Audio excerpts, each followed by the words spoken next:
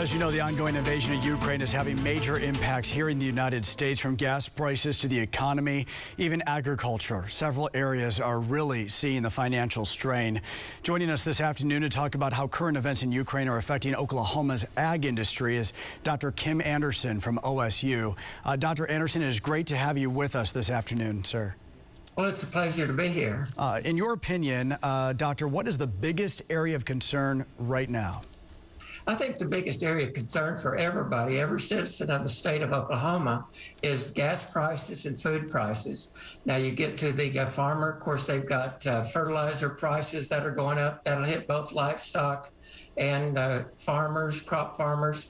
You've got the availability of machinery and parts. What's impacting the producer, to the most part, is also impacting the consumer in the state of Oklahoma. Is there a difference, sir, in how the war is impacting livestock farmers versus perhaps those that are, growing wheat, fruits, and vegetables?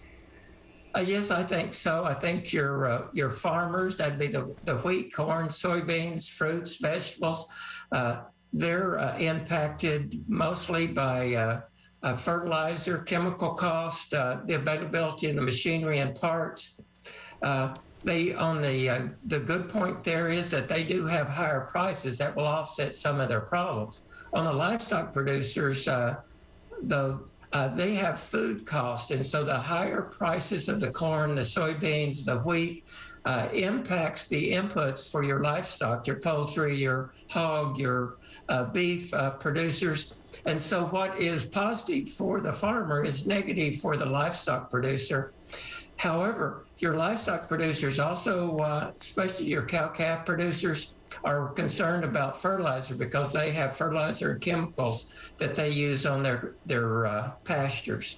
Doctor, I filled up my car today. Happy to see gas prices down just a little bit. Do you see any areas of improvement, or do you expect across the board that things will only get worse?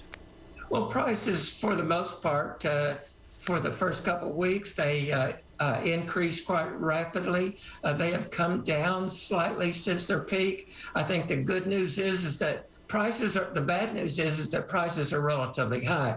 I think the good news is that they've stabilized. And one problem that both consumers and producers have is variability in prices and inputs.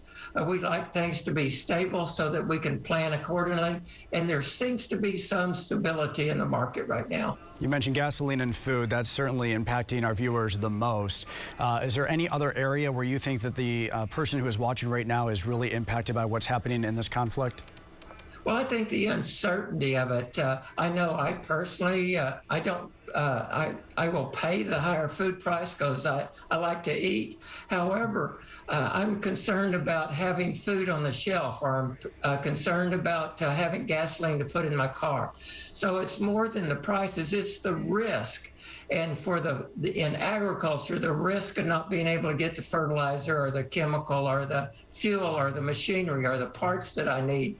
And that uncertainty, that reduces the amount of sleep I get at night, that increases the stress that we have, and it therefore increases the odds that we'll make a mistake. Yeah, and the timing of this, of course, is not great, too. We're still dealing with a lot of the offset of the pandemic still when it comes to production and supply chain issues. So lots to think about. Dr. Anderson, we thank you so much for spending some time with us this afternoon, sir. Well, thank you for the opportunity.